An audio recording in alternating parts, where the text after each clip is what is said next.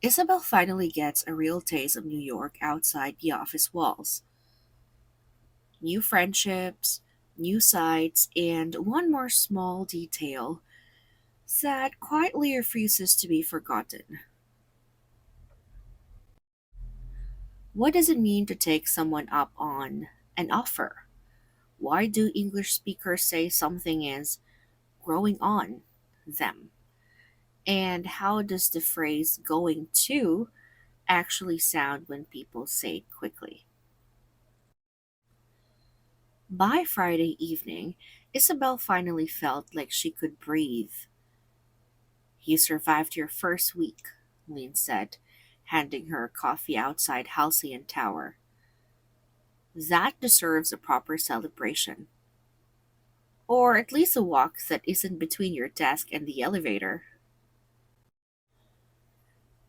I'd take you up on that, Isabel said.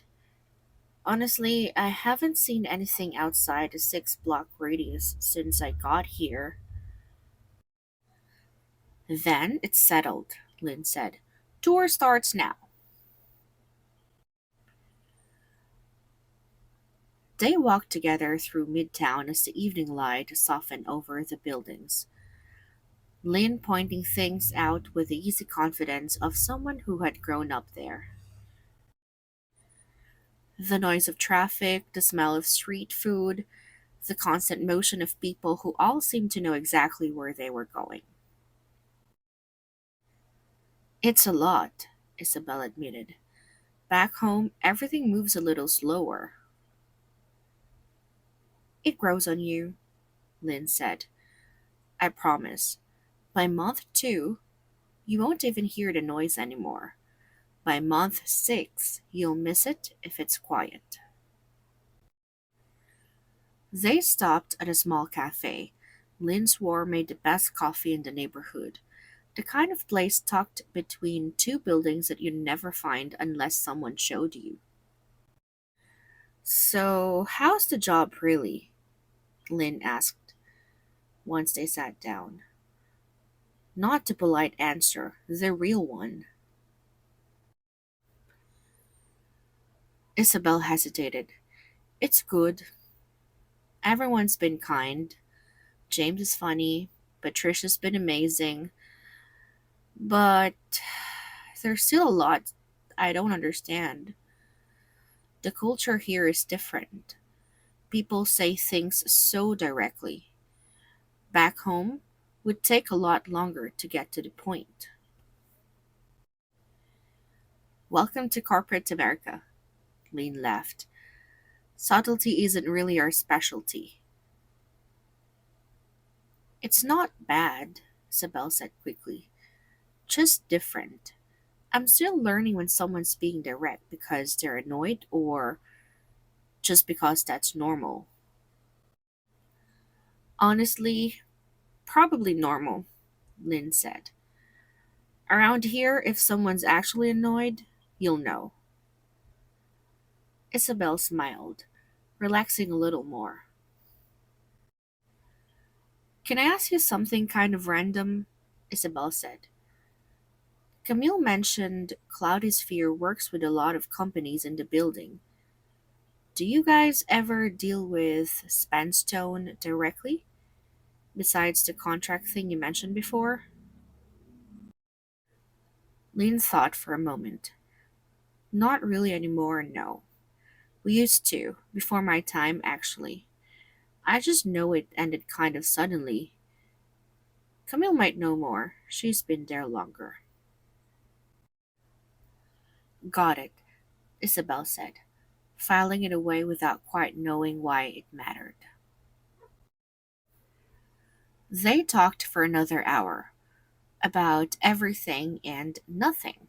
The kind of easy conversation that makes a new city start to feel like a little more like home.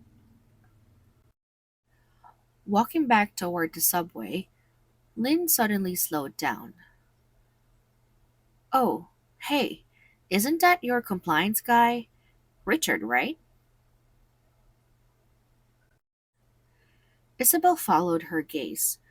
Across the street, half hidden by the evening crowd, Richard Holt stood talking quietly with someone Isabel didn't recognize.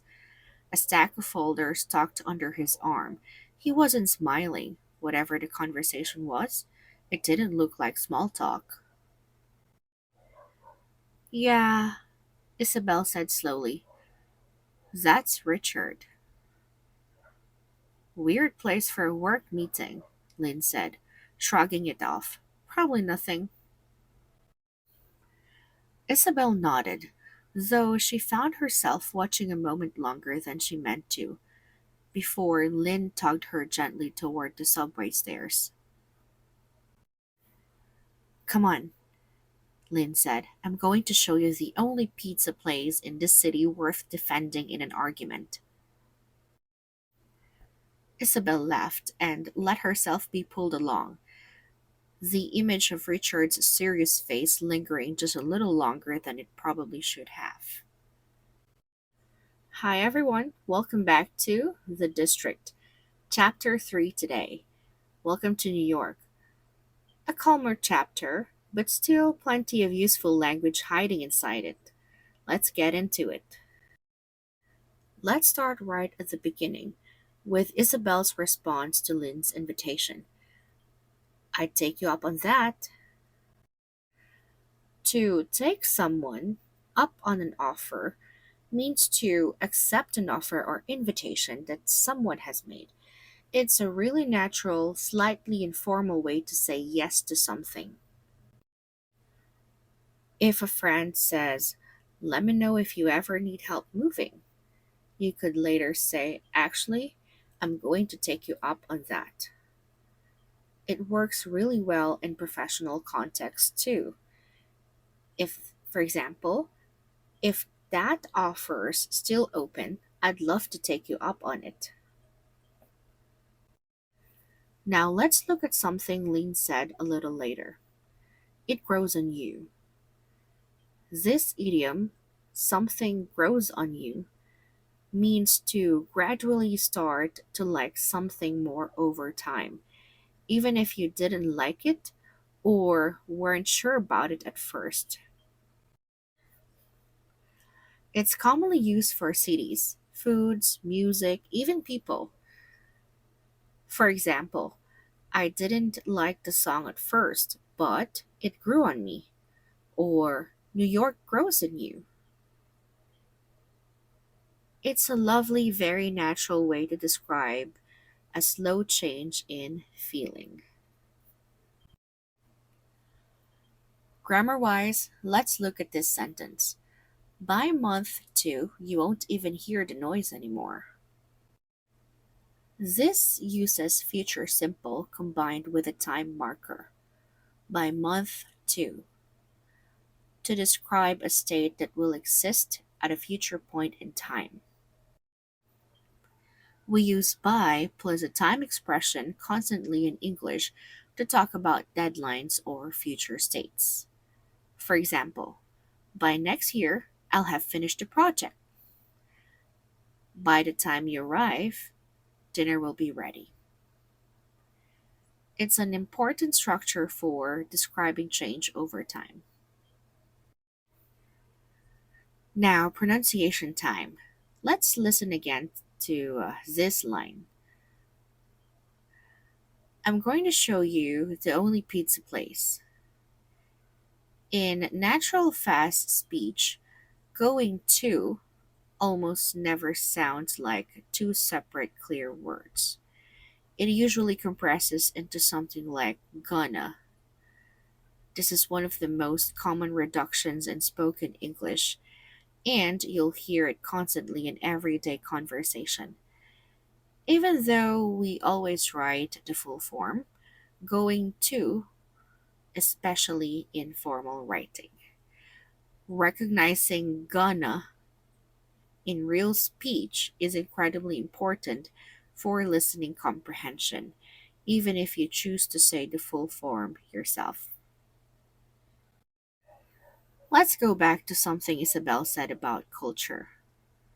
Back home would take a lot longer to get to the point.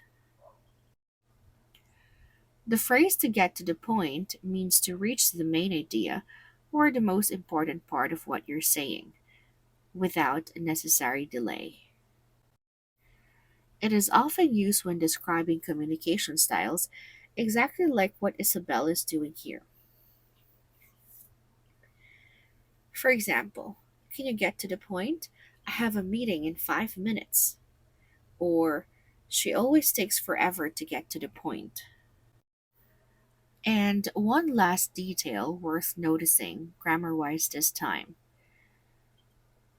Whatever the conversation was, it didn't look like small talk.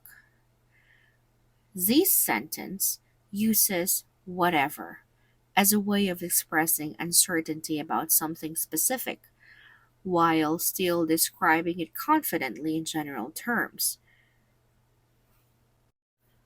We use this structure a lot when we don't know exact details but still want to describe an impression.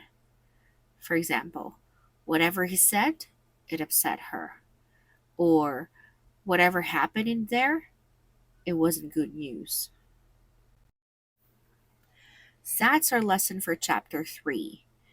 We covered the expression take someone up on an offer, the idiom grows on you, future simple with by plus a time expression, the natural pronunciation reduction of going to into gonna, the phrase get to the point, and the grammar structure using whatever to describe uncertain situations.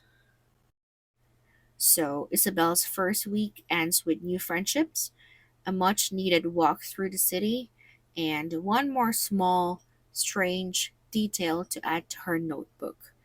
Richard Holt, deep in a quiet, serious conversation that definitely didn't look like small talk. In our next chapter, Isabel meets Richard properly for the first time during a routine compliance review. And this time, the numbers come up again. And so does a question Isabel wasn't quite expecting. I'll see you there.